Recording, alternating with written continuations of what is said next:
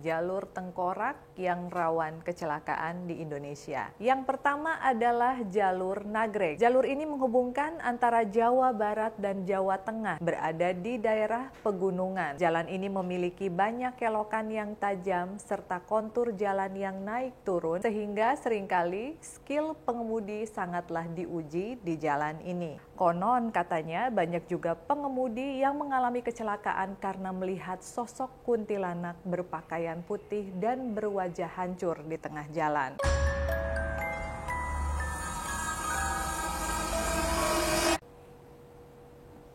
Halo teman-teman Yafuri, ketemu lagi di sesi mitos dan kali ini kita akan membahas tentang jalur tengkorak yang rawan kecelakaan di Indonesia.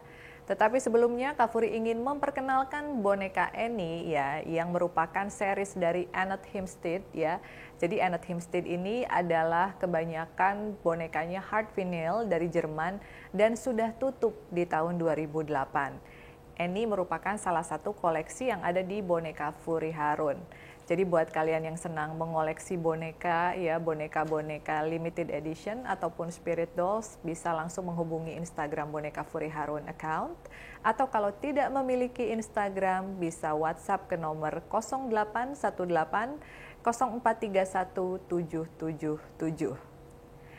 Mitos jalur tengkorak pemakan korban yang ada di Indonesia. Sejumlah jalan di Indonesia memiliki sejumlah jalur yang menantang dan berbahaya, alias jalur tengkorak yang rawan terjadi kecelakaan. Meski terbilang rawan, namun jalur tengkorak yang berbahaya dan ekstrim di Indonesia ini menawarkan pemandangan alam yang indah serta sensasi memacu tinggi adrenalin. Berikut 7 jalan dengan jalur yang ekstrim dan berbahaya yang seringkali dijuluki sebagai jalur tengkorak dan rawan kecelakaan di Indonesia. Yang pertama adalah jalur Nagreg. Jalur ini menghubungkan antara Jawa Barat dan Jawa Tengah, berada di daerah pegunungan. Jalan ini memiliki banyak kelokan yang tajam serta kontur jalan yang naik turun, sehingga seringkali skill pengemudi sangatlah diuji di jalan ini. Banyak sekali terjadi kecelakaan kendaraan terutama saat hujan karena jalanan sangat licin. Lalu yang kedua adalah jalur Ciletuh. Jalur Ciletuh merupakan salah satu jalur jalan yang ekstrim dan banyak tikungan tajam serta tanjakan yang curam. Jalur Ciletuh berada di daerah Jawa Barat, tepatnya di Sukabumi, di mana terdapat salah satu tempat wisata Geopark Ciletuh. Pemandangan sepanjang jalur Ciletuh terbilang sangat indah. Namun kita harus tetap waspada, jangan terlena melihat pemandangan yang indah. Karena di jalur ini, apabila kalian mengemudi dengan sangat kencang, ada tiupan angin sehingga para bikers dipastikan untuk berhati-hati saat melintasi wilayah ini. Lalu yang ketiga adalah jalur Senggigi. Jalur jalan ini berada di Nusa Tenggara Barat. Jalur ini juga menawarkan sensasi tikungan tajam dan tanjakan yang curam. Kemampuan berkendara di jalur pastinya sangat diuji. Mengatur kecepatan dan ketepatan berbelok sangat penting agar kendaraan tidak tergelincir. Meski terbilang ekstrim, pemandangan di jalur jalan Senggigi ini sangatlah indah sehingga membuat perjalanan tidak terasa membosankan. Lalu yang keempat, Trans Flores di NTT. Jalur ini merupakan jalan utama di Nusa Tenggara Timur, sepanjang 664 km. Jalur ini juga menghubungkan Labuan Bajo sampai ke Ende. Jalur ini berada di pegunungan sehingga dapat dipastikan merupakan jalur yang ekstrim dengan tikungan yang super tajam dan berliku. Selain itu, tanjakan dan turunan yang ekstrim terutama saat kondisi hujan yang pastinya licin. Jadi selain keahlian mengemudi, tingkat kewaspadaan dan kesabaran juga sangat diuji di jalur ini. Karena tidak sedikit kendaraan terpelanting jatuh ke jurang. Lalu yang kelima, jalur Alas Roban.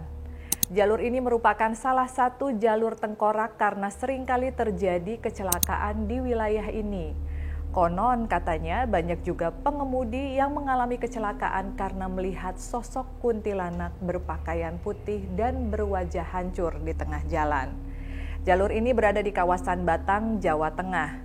Jalur Alas Roban memiliki banyak kelokan dan tikungan tajam yang membutuhkan keahlian mengemudi. Terlepas dari beragam misteri yang terdapat di jalur Alas Roban, minimnya penerangan di jalur ini pun membuat pengemudi harus ekstra waspada saat melintasi jalan saat malam. Bahkan ada juga mitos yang mengatakan kalau kalian melewati jalur Alas Roban, pada saat kalian ada di tikungan hendaknya menyalakan klakson dan mengucapkan Assalamualaikum. Lalu yang keenam, jalur Kelok 44. Jalur Kelok 44 merupakan salah satu jalan dengan trek ekstrim karena banyak tikungan sangat tajam serta tanjakan dan turunan yang memacu adrenalin. Jalur ini berada di wilayah Agam, Sumatera Barat yang menghubungkan Bukit Tinggi dengan Maninjau. Meski terbilang memiliki jalur yang ekstrim, jalur Kelok 44 menawarkan pemandangan yang indah berupa Danau Maninjau. Namun kalian juga jangan lupa untuk selalu berdoa karena konon seringkali terlihat penampakan sosok nenek dan kakek yang tiba-tiba melintasi jalan di malam hari. Lalu yang ketujuh, jalur Sitinjau Luik. Jalur ini merupakan salah satu dari 7 jalan dengan tikungan sangat tajam dan kontur jalan dengan tanjakan dan turunan yang curam.